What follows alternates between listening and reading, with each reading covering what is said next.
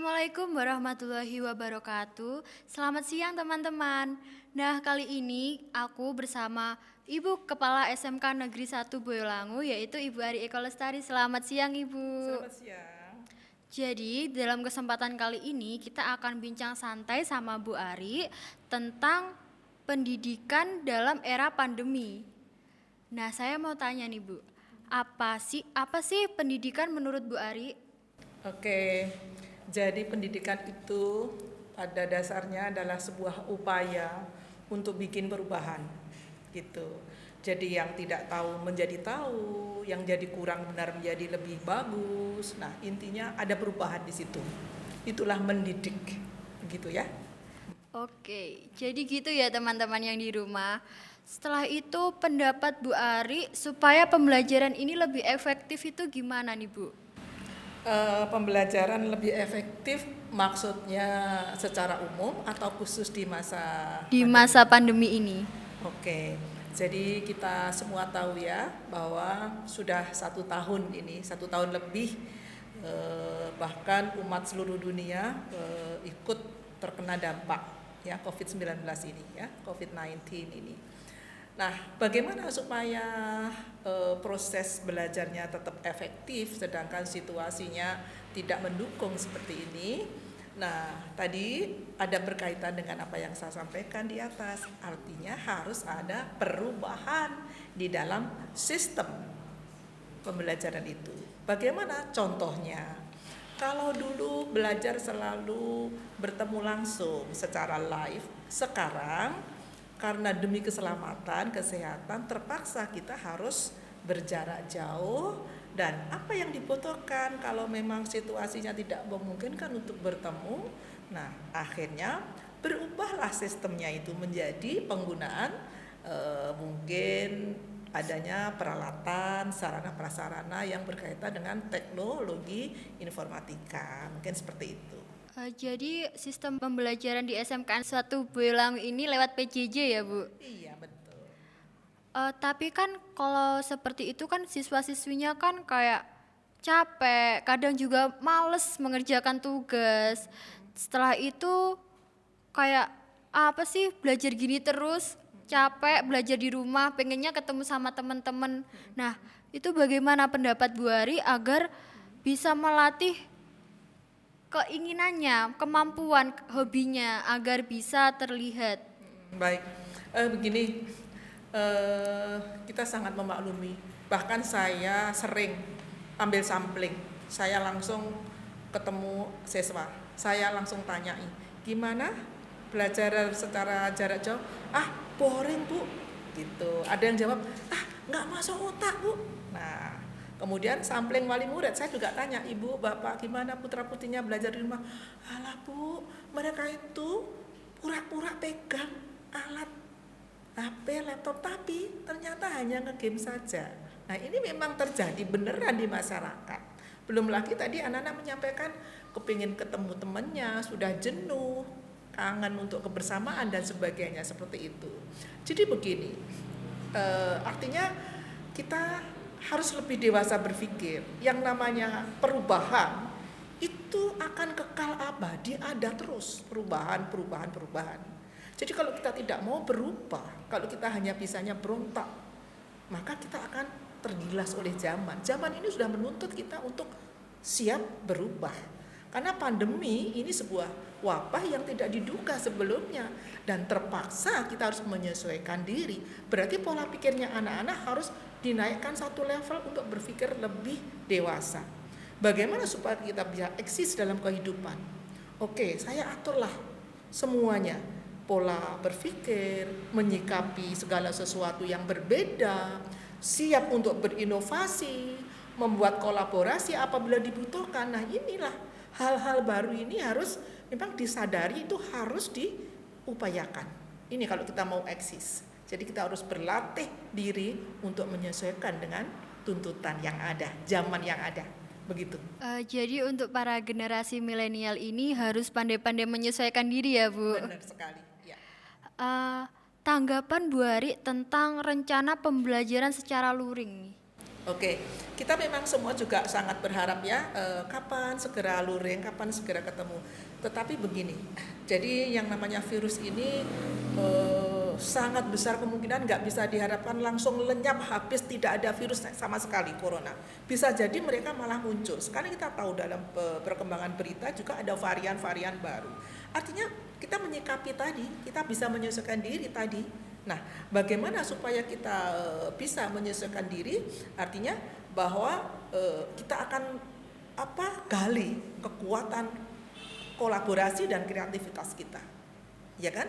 Jadi untuk kebutuhan kolaborasi makin kesini zamannya, ini makin menjadi kebutuhan. Ya, sekali lagi orang yang bisa berkolaborasi itu yang akan bisa eksis, tetapi yang tidak mampu berkolaborasi itu akan tersisih sendiri. Semacam itu. Jadi anak-anak milenial harus bagaimana berupaya untuk membuat dirinya itu mampu berkolaborasi. Dalam kolaborasi tentu itu akan mengundang akhirnya ide-ide baru, kreativitas dan inovasi-inovasi yang kemudian kalau kita sendirian mungkin gak tercapai, tapi dengan kolaborasi ini justru menjadi sebuah karya baru yang bisa hebat luar biasa. Kan sekarang masih pandemi nih Bu. Setelah itu yang disampaikan dari Ibu Ari tadi disuruh berkolaborasi. Nah, cara kita berkolaborasi dalam era pandemi ini bagaimana nih Bu? Mulai dari perencanaan, semua bisa dilakukan secara digital. Saya rasa begitu. Mulai dari punya ide, kita ngeles dulu, kita sudah lakukan secara digital. Mulai kita mau bikin tim kecil mungkin 3 atau 5 orang, kalau terpaksa kita harus benar-benar harus tidak bertemu, kita bisa call dulu mereka, kita bikin Zoom dulu dengan mereka. Maka dari itu salah satu contoh SMK Negeri 1 Boyolangu sudah saya siapkan fasilitas Zoom meeting dengan kapasitas 500 peserta dengan waktu yang unlimited. Nah, ini sudah menjadi program sekolah. Beruntung juga sekolah ini sebelum ada pandemi sudah mengenal adanya e-learning SMK Negeri 1 Boyolangu. Jadi Tuhan itu Maha tahu. Sebelum pandemi datang kita sudah mengenal e-learning. Kenapa? Karena sekolah kita adalah sekolah yang berbasis IT. Dan dream kita nanti adalah ke depan kita menjadi sebuah digital business school. Jadi semua rangkaian pandemi yang menimpa ini, kalau untuk SMK Negeri 1 Boyolangu ini sudah merupakan bagian-bagian dari proses kita untuk take off. Seperti itu. Wah. Ya. Jadi di SMKN 1 Boyolangu ini udah sekolah IT ya Bu? Ya. Untuk kalian yang mau masuk di SMKN 1 Boyolangu sangat rekomen sekali untuk IT-nya nih. Siap. Untuk tips belajar efektif di era pandemi nih Bu Ari. Baik, anak-anak, saya hari-hari ini juga sedang membaca banyak literatur. Karena apa? Ya itu tadi, memilihkan anak-anak itu udah apa ya, cara apa ya. Kami kadang-kadang baca-baca begitu. Nah, di sana saya kumpulkan kesimpulan. Ternyata anak sekarang ini dimanjakan oleh big data. Dimanjakan oleh adanya bahwa semuanya bisa diraih lewat Google, lewat internet. Justru disitulah, ya, justru dengan melalui itulah, ya, anak-anak bisa kemudian apa yang dengan cepat harus diperoleh. Nah, apa yang dengan cepat harus dilakukan dalam rangka penyesuaian, saya rasa itu nggak ada kendala untuk anak-anak milenial sekarang. Jadi kecanggihan teknologi, bahkan saya melihat mengamati anak-anak itu kadang otodidak ya dalam kemampuan ber-IT. Itu hebat sekali ya dalam membuat konten, dalam segala macam yang berkaitan dengan digital. Itu banyak sekali anak-anak bisa lakukan secara autodidak. Saya melihat itu. Ya beruntung sekali kita. Inilah kalau saya rasa menyikapi segala sesuatu dengan selalu berpikir positif ya, tidak usah mengeluh, tapi positif saja, kembangkan energinya, positifnya, agar kemudian apa yang kita raih benar-benar juga positif. Biasakan itu. Untuk gini Bu Ari, kan sekarang lagi ada yang PKL nih siswanya, tapi tetap dikasih tugas dari bapak ibu guru. Belum juga banyak yang bikin bisnis kecil-kecilan. Nah, itu cara kita memanajemen waktu itu bagaimana, Bu Ari? Kan kita juga repot gitu. Oke, tugas dari Bapak Ibu guru kalau kita nggak penuhi kita khawatir nanti ya dalam hal nilai dan sebagainya. Kita kemudian menggunakan waktu juga sudah belajar bisnis online, hebat itu, saya acungi jempol, itu bagus. Nah, kemudian bagaimana supaya semuanya itu bisa dicapai dengan baik. Sekali lagi anak-anak, biasanya situasi yang memaksa kita untuk berpikir lebih dewasa itu akan yang membuat kita lebih cepat matang. Jadi di situ anak-anak akan pintar membuat skala prioritas nanti, iya kan? Misalnya kalau ada orderan bahwa pembeli adalah raja, kalau kita nggak cepat respon, nanti bisnis kita bisa bubar. Tetapi tugas Bapak Ibu guru, nah ini mungkin anak-anak bisa bagaimana cara mengatur waktu tadi dengan skala prioritasnya tadi, kapan saya kemudian harus mengerjakan. Saya rasa gini, jangan khawatir, Bapak dan Ibu guru pasti ada di tangan kepala sekolah. Jangan apakah beliau ini over di dalam menugasi atau bagaimana, itu kita ada kontrol. Saya ada kepanjangan tangan, yaitu wakil kepala sekolah kurikulum misalnya. Ya, jadi kalau ada mungkin semacam keluhan, kita nggak tinggal diam. Makanya ayo kita terbuka aja. Apalagi dengan era yang sekarang seperti ini. Ya, terbuka tidak berarti telanjang bulat, tapi kita tetap tahu etika-etika. Begitu? Oke. Harapan Bu Ari untuk pendidikan apa nih? Baik, kalau secara umum ya gini, pendidikan kita bicara secara level nasional ya. Di Indonesia itu kalau kita bicara pendidikan, saya sebagai kepala sekolah, saya berlandasan mulai dari Undang-Undang Dasar Negara Republik Indonesia tahun 1945. Bagaimana pasal yang ada di sana? Itu menjadi pegangan nomor 1. Setelah itu, di Indonesia ada yang namanya Sisdiknas, Undang-Undang Sistem Pendidikan Nasional, ya kan? Ya, nomor 20 tahun 2003. Nah, di situ udah digelar semua. Sebagai pendidik itu harus kita jadikan pedoman. Kemudian kita breakdown lagi. Kita ini sekolah kejuruan SMK. Kita mencetak anak-anak ini punya skill, ya kan? Bagaimana supaya pendidikan di SMK ini sukses? Nah, SMK Negeri 1 Boyolali salah satunya adalah, maka ini adalah hal baru podcast ini. Termasuk ini dalam menyesuaikan adanya perubahan sistem pendidikan, di mana lewat podcast tidak hanya saya kepala sekolah, tapi Bapak Ibu guru, siswa, siapapun, silakan fasilitas ini dipakai ya untuk peningkatan pendidikan, untuk komunikasi. Tidak hanya itu, tadi saya sampaikan, saya udah siapkan Zoom dengan unlimited waktunya, dengan bisa 500 partisipansnya ya. Dan itu menjadi program sekolah di mana saya akan mengharuskan setiap kelas itu ada Zoom, setiap kelas itu ada Zoom. Kayak kemarin itu entrepreneur contest diadakan semuanya digitally, ya kan? Dilakukan secara digital. Jadi itulah perubahan-perubahan yang kita lakukan, ya. Intinya tidak sekedar teori, tapi kita kasih contoh bagaimana sih sebenarnya untuk meraih supaya perubahan itu dicapai, supaya perubahan itu bisa dilaksanakan, benar-benar ada hasilnya. Ya, banyak hal yang kita lakukan, termasuk sekali lagi ini kriterianya juga termasuk teknologi informasi kan? Iya. Nah, salah satunya, masih banyak yang lain program kita. Dan saya bahkan sudah susun menjadi draft-draft yang menjadi materi podcast untuk bisa diekspos baik internal maupun eksternal. Banyak sekali hal baru, banyak sekali untuk kita. Dan itu penting semuanya.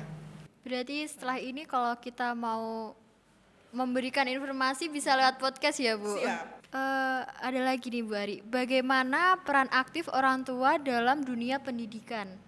Oke, saya juga punya anak yang juga masih sekolah ya, dan saya juga punya pengalaman bagaimana ketika sekolah itu dimulai ketika anak saya TK. Jadi saya juga seorang guru dan sekarang amanahnya adalah harus mengelola lembaga ini di mana ini dunia pendidikan. Maka menurut saya peran orang tua itu tidak hanya menyerahkan pokok sudah saya sekolahkan loh, pokok saya udah bayar SPP loh, itu kalau ada SPP loh ya zaman dulu, sekarang kan nggak ada. Oke, jangan salah ngomong ya, nggak ada sekarang SPP ya, jangan salah ngomong. Jadi kalau ada sesuatu yang nggak jelas, ayo kita komunikasikan. Benernya kayak apa?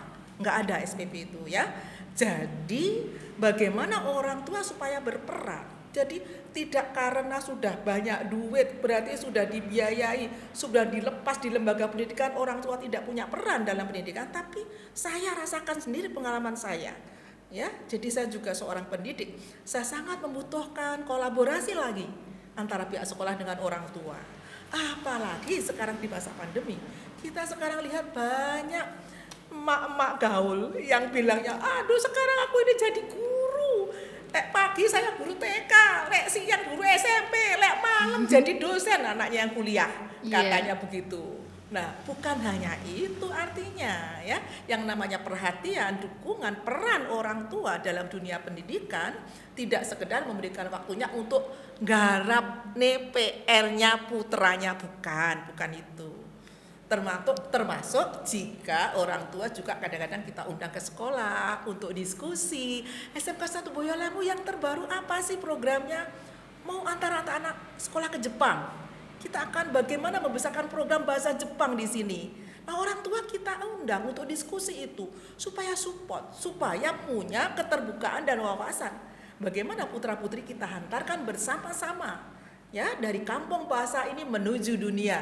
Artinya SMK Negeri 1 Boyolali punya konsep untuk go internasional. Seperti itu. Jadi kolaborasi antara sekolah sama orang tua itu sangat penting ya, Bu? Penting sekali. Hadir di sekolah, diskusi, diajak rapat, seperti itu. Banyak sekali ya peran orang tua untuk dunia pendidikan, ini salah satu contoh yang saya sampaikan. Jadi sangat mendalam sebetulnya perannya. Oke? Ya. Lanjut ya Bu Ari, apa sih pengaruh baik dan buruknya pembelajaran daring di tengah era pandemi ini? Semua hal itu ada plus minus. Kalau kita bicara baik dan buruk itu semuanya ada. Tadi kembali lagi ya, tolong catat juga anak-anakku yang sangat saya banggakan bahwa walaupun ada plusnya, ada minusnya, tapi saya sarankan besarkan kembangkan yang plus. Apa itu? Yang positif.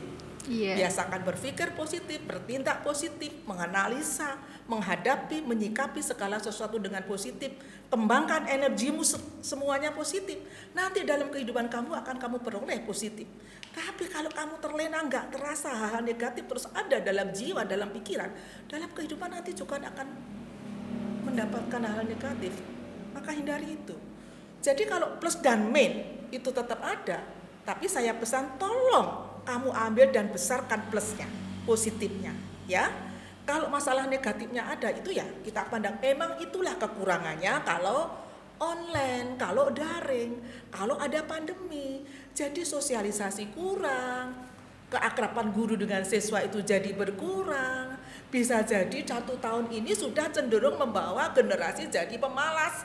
Gurunya juga mungkin ngajar juga, kepala sekolahnya juga nggak bisa ngontrol, cuman mungkin sekian persen aja, bisa jadi juga semua terjadi penurunan semangat, bisa jadi itu.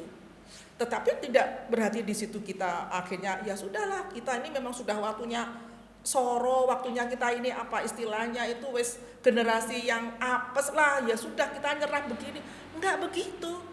Karena kita punya sikap positif, bagaimana menyikapi segala sesuatu dengan positif. Kita diberi kesempatan untuk berkreasi, berinovasi. Itu tadi semuanya kita kembalikan. Oke? Kan banyak ya Bu, untuk kayak anak-anak, aku capek ngerjain ini, aku capek ngerjain itu, aku malas belajar. Itu cara kita buat memotivasinya agar kembali semangat lagi gimana Bu? Ya, sekolah punya berbagai program dan upaya. Contoh seperti yang tadi saya bilang, entrepreneur itu juga program baru yang muncul ketika pandemi ini ada. Kita udah punya program kayak gitu, itu sebenarnya untuk mewadahi. Karena kami yakin, jadi anak-anak yang memang punya passion di dalam dunia bisnis, maka program entrepreneur ini akan mengurangi rasa malas.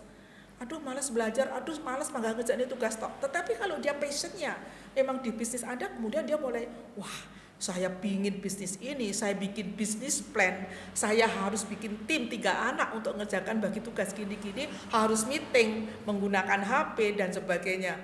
Nah harus mengembangkan produknya, dicoba dulu begini jadi kurang bagus, kemudian eksperimen lagi dan sebagainya. Kalau ini passionnya, maka akan ketemulah terhibur tadi dari rasa malas, ya kan? Salah satu contoh, ya.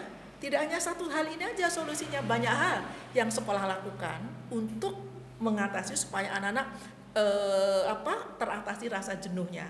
Salah satunya dengan kegiatan sekolah.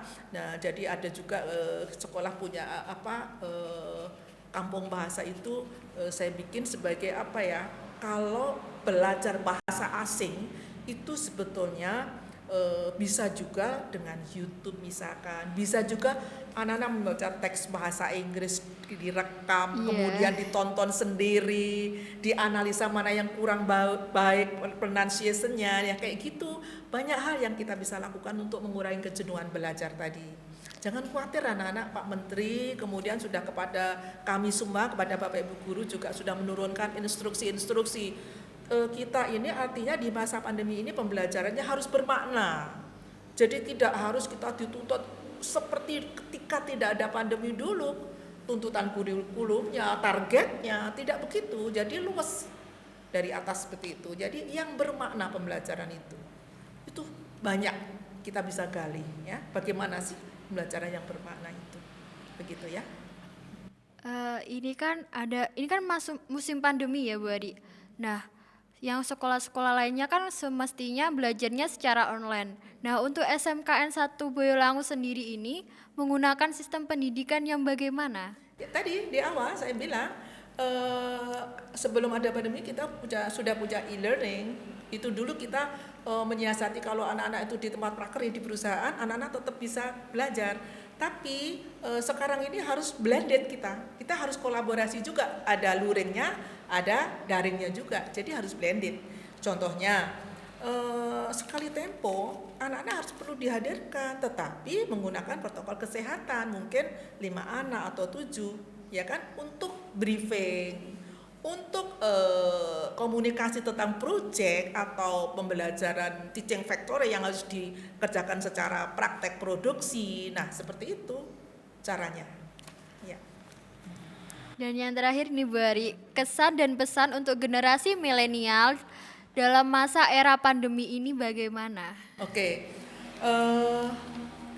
Kesannya saya acungi jempol dan saya ucapkan selamat kepada generasi milenial karena kalian ini menjadi generasi yang beruntung kalau menurut saya.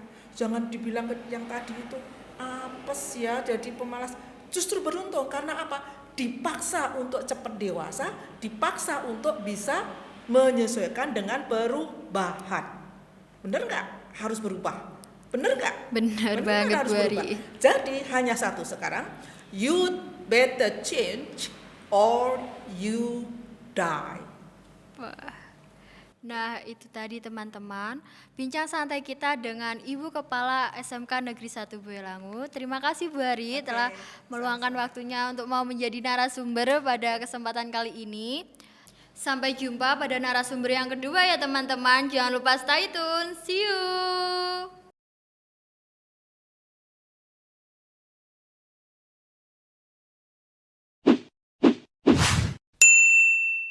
Assalamualaikum warahmatullahi wabarakatuh. Selamat siang teman-teman. Nah, kali ini kita kedatangan narasumber yang sangat spesial nih, yaitu Kak Muna. Halo Kak Muna. Halo. Nah, Kak Muna ini adalah pemenang Putra Putri SM kita tahun 2020-2021. Selamat ya Kak. Ya, terima kasih. Nah, Kak Muna sekarang kesibukannya apa nih? Kalau saat ini sih dia lagi sibuk prakerin sama ngurusin bisnis-bisnis kecil gitulah. Wah, Kak Muna kalau gak salah jurusan akuntansi ya? Iya, bener banget. Untuk adik-adik atau teman-teman yang ingin masuk di SMKN 1 Boyolangu dan jurusan akuntansi, bisa langsung tanya-tanya ke Kak Muna nih. Iya, bisa. Nah, berhubung karena hari ini memperingati Hari Pendidikan Nasional, aku mau tanya-tanya sedikit nih tentang Hari Pendidikan menurut Kak Muna. Kalau menurutku pendidikan itu bukan hanya tentang nilai ya, tapi pendidikan itu bagaimana kita bisa menimba ilmu yang sebanyak-banyaknya dan memanfaatkan ilmu itu bagi orang lain. Seperti itu. Pendapat Kak Muna tentang pembelajaran daring, pembelajaran online yang bisa dibilang membosankan apa nih? Kalau menurutku malah asik sih ya, karena kita tuh bisa belajar lebih fleksibel, bisa dimanapun dan kapanpun, dan juga Menurutku malah banyak waktu gitu loh yang luang bisa dimanfaatin buat keluarga, buat temen seperti itu. Nah, untuk teman-teman pembelajaran daring ini nggak membosankan loh ternyata menurut Kak Muna. Eh, Tips Kak Muna di dalam era pandemi ini pembelajarannya gimana? Tipsnya sih aku saranin buat kalian yang mau belajar itu kalian tuh harus fresh dulu ya karena belajar. Paling nggak cuci muka lah atau boleh mandi, pakai baju yang bersih, pakai parfum, terus cari tempat yang nyaman buat belajar karena kenyamanan itu tuh kayak kalau kita nggak nyaman tuh malah bikin kita bad mood, akhirnya kita malas jadinya belajar nggak fokus kayak gitu. Kalau Kak Muna sendiri buat belajar itu harus mandi dulu ya berarti? Ya paling nggak lah cuci muka atau bolehlah mandi seperti itu. Kalau misalnya kita pembelajaran mulai pagi, Kak Muna emang nggak mager gitu ya buat mandi? Kalau aku kalau daripada mager, daripada bikin bad mood lebih baik aku mandi lah biar nggak bad mood kayak gitu kalau aku. Pengalaman Kak Muna mengenai pembelajaran online ini apa Kak? Kalau aku selama pembelajaran online ini kan banyak banget waktu yang kosong ya, kayak nggak kayak waktu masih tatap muka itu aku manfaatinnya buat buka bisnis kecil gitu, kayak aku jualan hampers buat orang yang mau ngasih ke pacarnya, ke saudara, ke temen, itu sesuai budget mereka. Jadi mereka tuh bisa request kayak mau dikasih apa hijab atau sarung atau apapun itu bisa. Kayak buket gitu ya Iya Kak? bener kayak Nah, gitu. temen-temen yang mau cari buket bunga buat pacarnya untuk malam mingguan bisa ke Kak Iya Muna bisa nih. banget. Eh, Kak Muna kan sekarang sudah jadi putri SM kita nih. Sudah PKL juga, belajar daring juga. Terus jualan juga nih.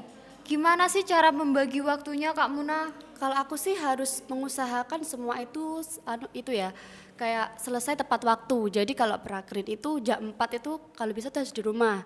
Habis itu bersih-bersih terus kan bisa santai, bisa ngurusin bisnis-bisnis gitu. Terus kalau habis maghrib itu bisa ngerjain tugas-tugas kayak gitu dan jangan lupa istirahat juga ya karena di musim kayak gini tuh kita tuh rentan banget kesehatan kita. Jadi kita tuh harus menjaga kesehatan. Berarti Kak Muna di usia yang milenial ini, remaja ini, Kak Muna bisa menghasilkan uang sendiri nih, hebat banget Alhamdulillah teman-teman. bisa tambah-tambah buat jajan. Buat kalian daripada kalian mager di rumah aja, kalian juga bisa loh buka bisnis kecil-kecilan kayak Kak Ya, bener Muna. banget. Di era yang serba online ini ya Kak, seperti apa kendala yang Kakak alami saat mengikuti pelajaran daring? Kalau aku itu kendalanya tuh agak ribet di bagian ngumpulin tugas ya. Kan kalau guru-guru itu banyak requestnya kayak maksudnya tuh kayak minta dikumpulin ke sini ke situ beda-beda gitu setiap guru. Dan lagi itu banyak tenggat waktu yang dikasih itu kayak hampir bareng. Akhirnya tuh banyak tugas yang terbengkalai dan ada tugas yang akhirnya nggak dikerjain. Sama ada lagi nih, aku tuh berkendala di bagian kalau dulu itu waktu tatap muka itu kan kita mudah ya tanya ke Iya. guru kayak tinggal angkat tangan terus tanya aja. Tapi kalau sekarang itu lebih susah itu karena kan kalau mau tanya guru itu kan juga pada sibuk ya. Akhirnya tuh nanti kayak tanyanya ngejawabnya kayak lambat gitu. Akhirnya kita jadi ya agak sulit lah di bagian situ kalau aku. Kan biasanya guru kan kebanyakan ada yang disuruh mengumpulkan ke sekolahan juga kan Kak Muna. Nah, itu kalau Kak Muna PKL gimana? Itu biasanya aku nganterinnya pas istirahat atau habis pulang atau biasanya itu sebelum berangkat itu aku udah nganterin ke sekolahan gitu sih. Kalau Kak Muna sendiri nih, pernah nggak ngerjain tugas? Ya pernah dong. Pasti semua itu pernah lah. Ya gimana kan kadang juga itu ya kayak menumpuk banget sampai akhirnya ada yang nggak kerjain gitu. Tetap ada lah, aku juga pernah. Kak Muna sendiri pelajaran favoritnya apa nih? Aduh kalau aku suka banget sama pelajaran bahasa Inggris ya. Meskipun aku tuh nggak pinter-pinter banget, tapi aku suka aja sama pelajaran itu. Guru favorit Kak Muna selama belajar di SMKN 1 Duh, Boyolangu nih siapa? ya? Aku tuh suka banget tuh diajar sama guru itu. Guru Bu Nini itu loh, aku tuh seneng banget diajarin sama dia. Meskipun itu bukan guru bahasa Inggris ya, yang tadi kan itu mata pelajaran favorit aku. Tapi aku suka aja diajar sama Bu Nini karena orangnya itu kayak santai gitu, terus cara penyampaiannya juga enak seperti itu. Nah, Bu Nini, ini ada muridnya yang suka sekali dengan mode pelajaran seperti yang Bu Nini berikan nih. Lanjut ya Kak, Iya. bagaimana pendapat Kak Muna tentang rencana pembelajaran secara luring? Kan kita udah belajar daring selama 1,5 tahun nih ya. Kalau menurutku sih agak susah ya, karena kita kan udah terbiasa banget sama daring yang kita jalani setiap hari ini. Tapi malah kalau semakin lama kita daring, malah banyak banget pelajaran yang tertinggal dong. Jadi kita harus menyiapkan diri untuk luring yang akan datang. Berarti Kak Muna setuju ya dengan adanya pembelajaran secara luring ini? Ya, setuju lah, gimana nanti malah kita semakin tertinggal pelajarannya.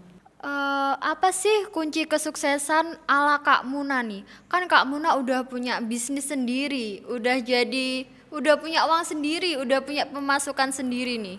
Kalau dari aku tuh jangan mudah puas sama apa yang udah kita dapat dan terus giat belajar untuk menggapai cita-cita kita, seperti itu.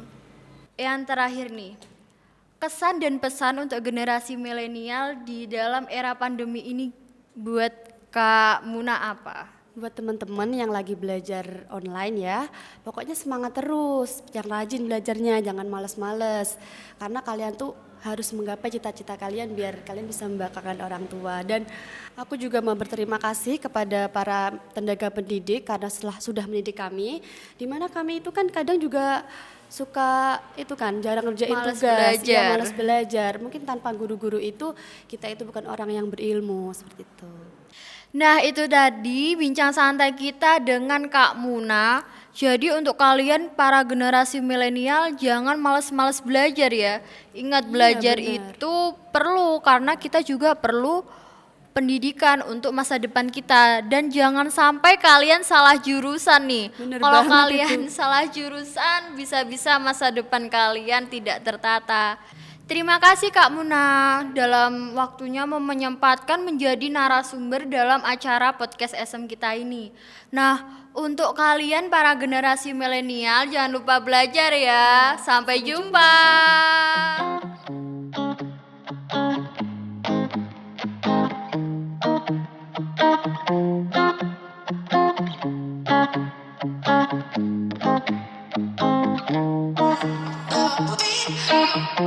Some girls, some round, but all